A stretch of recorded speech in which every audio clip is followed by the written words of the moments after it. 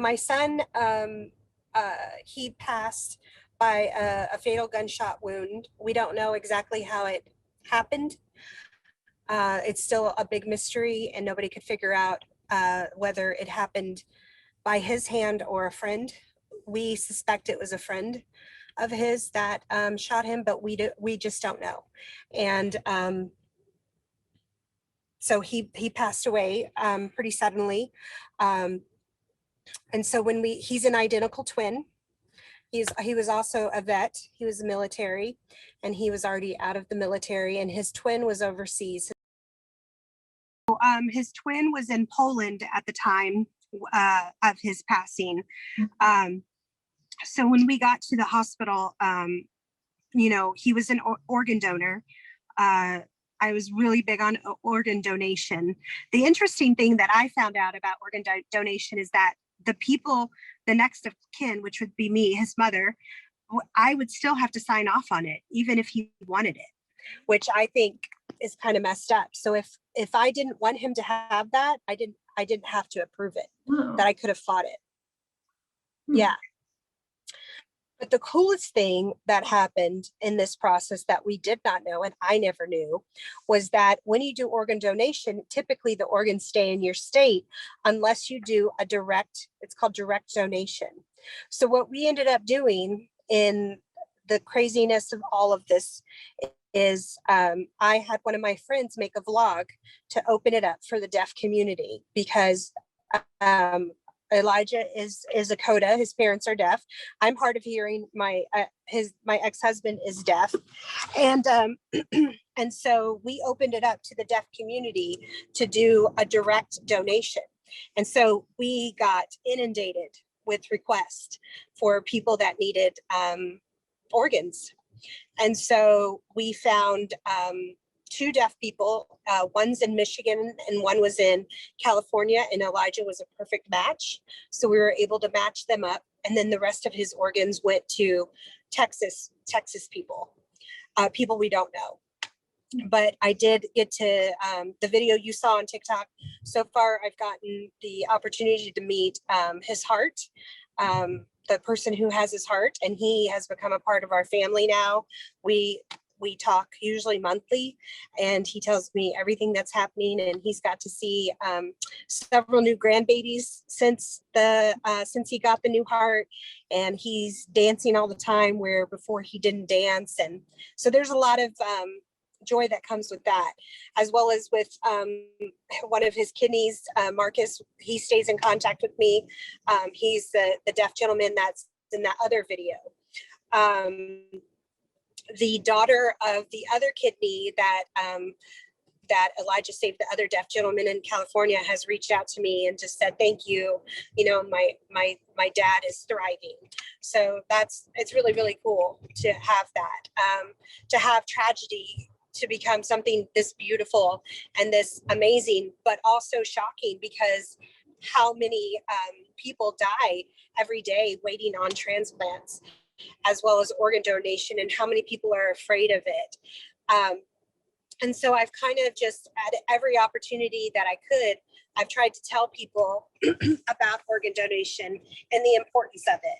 So that's kind of why I made that video. And this year, it's hard losing your child.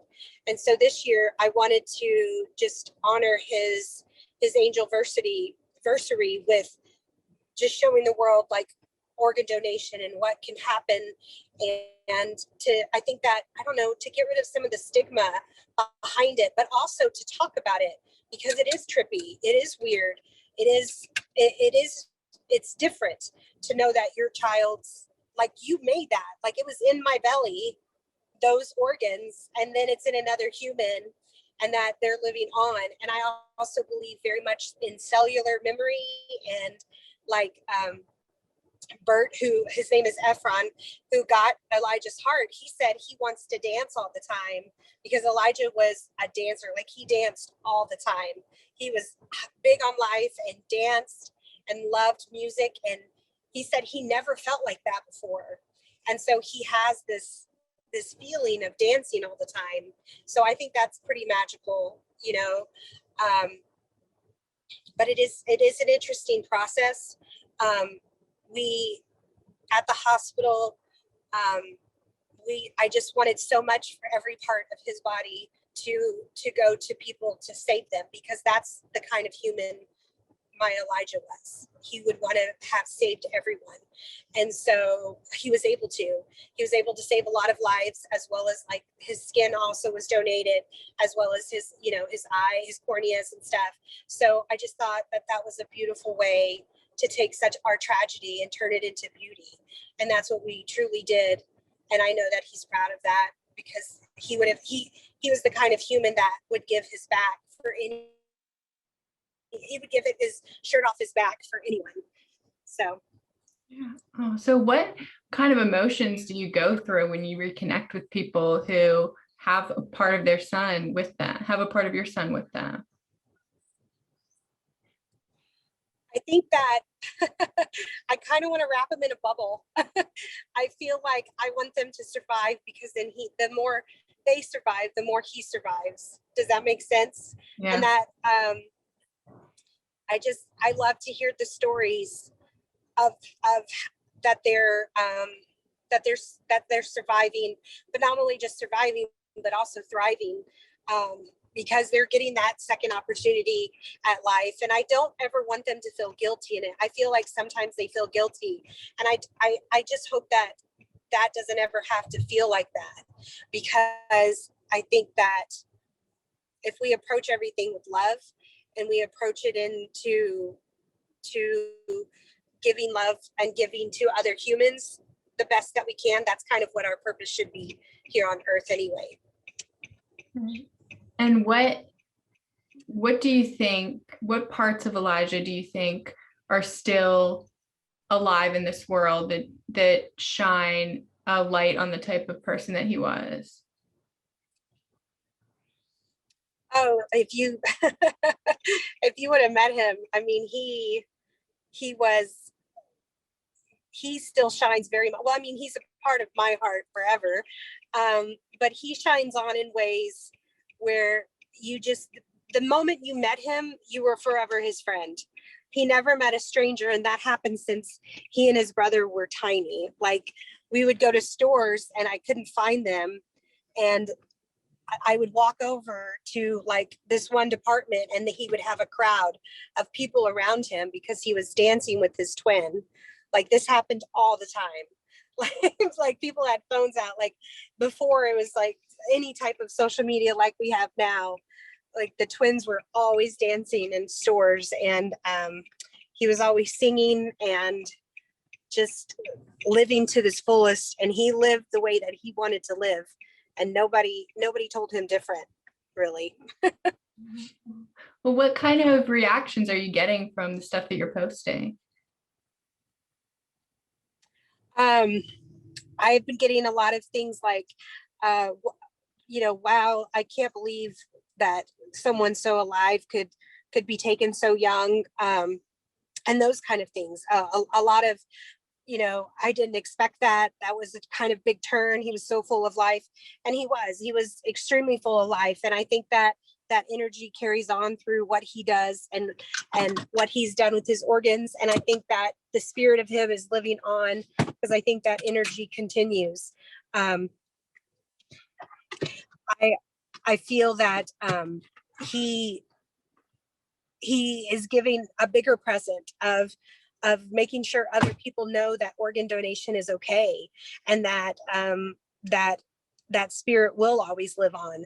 And so I think that I've had several people say, well, I just signed up to be an organ donor, or now I want to be able to do this to save lives. And that's pretty much what the reason I put it out there is, so that we can all truly give back to each other, so that we can again approach with love. I think when we're approaching with love, because the spirit of giving, and to keep on giving as much as we can. So many people don't donate. So I think those things, as well as a lot of the organ recipients, don't want to be known, and they don't want contact too. And so that was kind of surprising, because I sent in a letter saying I would like to meet whomever. I would love to meet them all. So it happened pretty quickly. I was probably less than a year after Elijah's death that I got to meet Elijah's heart.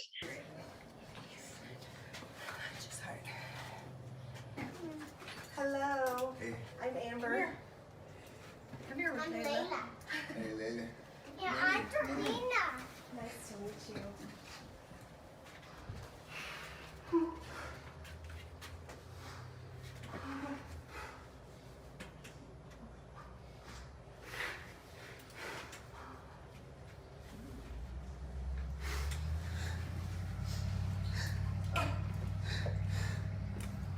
This is his dad. Hey, how you doing, sir? Come on, baby.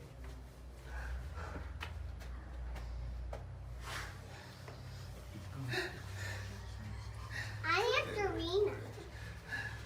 These are his sisters.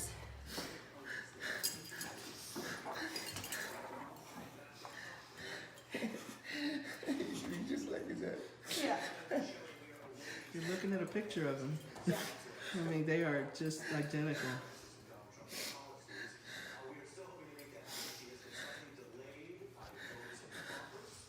I'm so happy that you have gotten a part of our boy. Yeah, me too. Oh, yeah.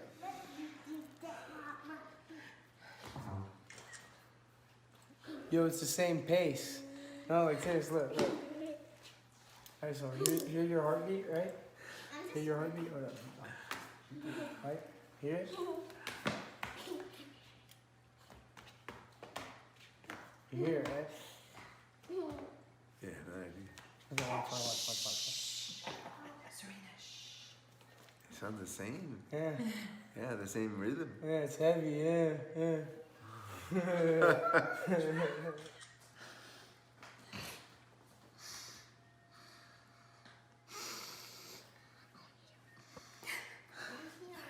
It's the same rhythm.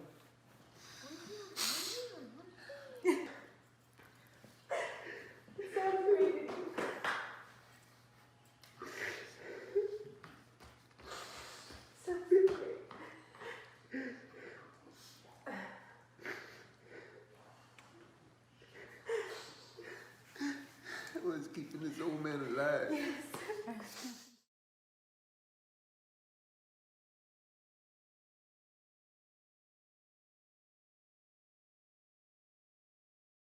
And then a year and a half in, I got to meet Elijah's kidney recipient.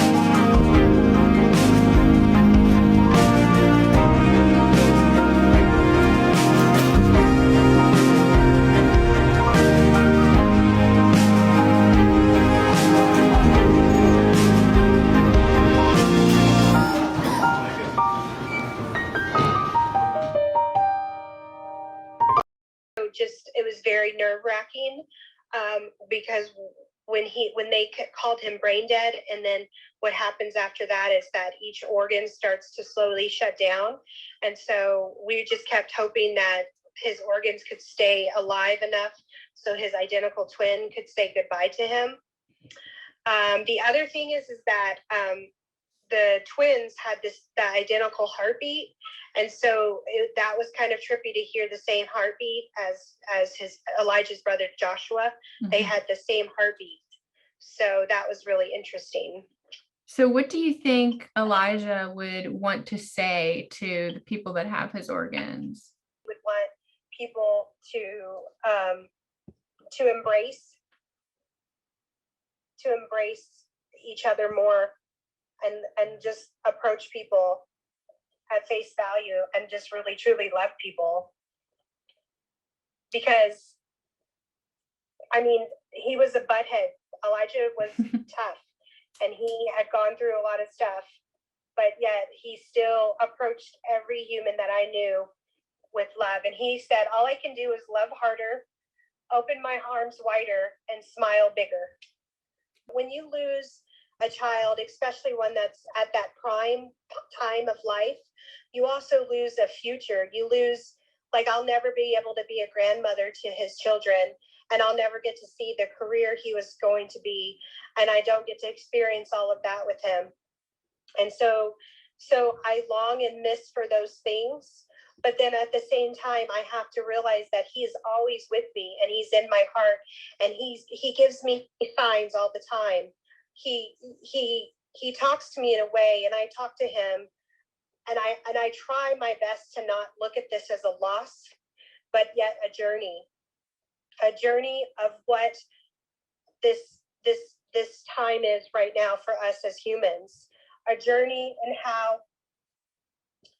in how we approach life, and we can choose to live it to the fullest and approach those in love, or let whatever happened to us slowly kill us. And if we can truly embrace this and try to change the negatives into a positive, I think that's how we can thrive in life.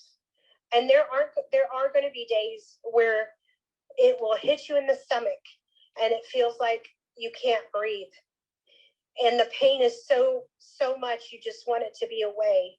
There will be times where you just wish you didn't have to live another day without them, because the pain is so overwhelming.